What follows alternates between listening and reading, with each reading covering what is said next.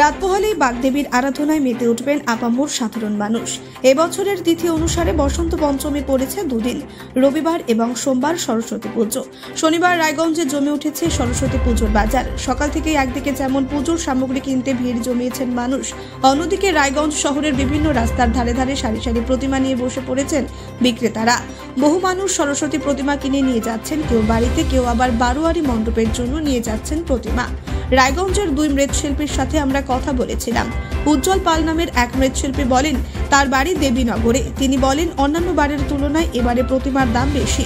প্রতিমার দাম প্রত্যেকবারই একটু একটু করে বেড়ে যায়। একটা বছর পার হয়ে গেলে জিনিসপত্রের দাম যেমন বেড়ে যায়, প্রতিমার দামও বাড়াতে হয়। আমি এবার ৮০ টাকা প্রতিমা বানিয়েছি। আমার প্রতিমা লোকালয়ে বিক্রি হয়। পিন্টু পাল নামের অপর এক মৃৎশিল্পী বলেন এবার যেহেতু দুদিন সরস্বতী পুজো, তাই এখনো বোঝা যাচ্ছে না পুজোর বাজার কেমন হবে।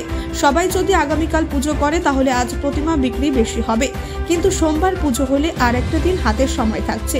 প্রতিমার দাম খুব একটা বেশি নয়। আমার নাম উজ্জ্বল পাল। কোথায় বাড়ি? বাড়ি দেবীনগর। দেবীনগর।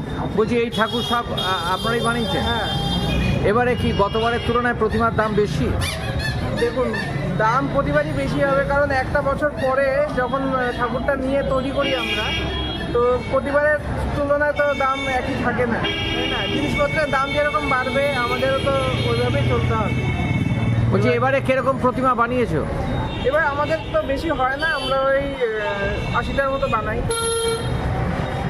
বাইরে সাপ্লাই যাচ্ছে প্রতিমা? না, আমরা হাতেই বিক্রি করি।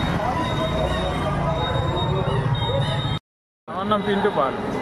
বলছি যে এবারে সরস্বতী প্রতিমা কিরকম বিক্রি হচ্ছে? 2 দিন পুজো। হ্যাঁ, এটাই এখন বুঝে পাচ্ছি না যে কীরকম মার্কেটটা হবে। সোমবারে যদি হয় তাহলে আজকে হয়তো মোটামুটি বিক্রি হবে, কালকে ভালো বিক্রি হবে। আর যদি রোববারেই করে তাহলে আজকেই মার্কেটটা হবে, বিকালের দিকে বোঝা যাবে। গতবারের তুলনায় এবারে প্রতিমা কি বেশি বানিয়েছেন? মোটামুটি এখনও বোঝা যাচ্ছে না কীরকম হবে। আমি তো কম বানিয়েছি, এখন কে কীরকম বানাচ্ছে ওটা বোঝা মুশকিল আছে। প্রতিবারই আমরা দেখি যে বিহারে সরস্বতী ঠাকুর যাচ্ছে, এবারও যাচ্ছে। এবারও যাচ্ছে। গতবারের তুলনায় এবারে প্রতিমার দাম কি বেশি? না, প্রতিমার দাম মোটামুটি সেমই আছে, বেশি নাই। কিন্তু যেটা আমরা বরাবর শুনে থাকি যে মাটির ক্রাইসিস, মাটি পাওয়া যায় না ঠিক মতো, যার ফলে প্রতিমা বানাতে অসুবিধা হচ্ছে আপনাদের। তো সেই জায়গায় দাঁড়িয়ে আপনাদের পোষাচ্ছে? হ্যাঁ, মাটির তো একটা প্রবলেম হয় প্রতি বছরই, তাই মাটি অনেক দূর দূর থেকে আনতে হয়। খোঁজ খবর নিয়ে অনেকটা দূর থেকে মাটির দামটাও বেড়ে যায়। অনেক দূর থেকে আনতে গেলে কেয়ারিং খরচাটা বেড়ে যায়। সেই হিসাবে ঠাকুর এখন বিক্রি করলে খুব একটা লাভ হয় না। তবু আমাদের এটাই পেশাগত ব্যবসা, এইভাবে করে চলতে হচ্ছে, কম বেশি করে এভাবেই চলছে। রায়গঞ্জ থেকে হীরক মুখার্জির রিপোর্ট, পুলিশ নিউজ।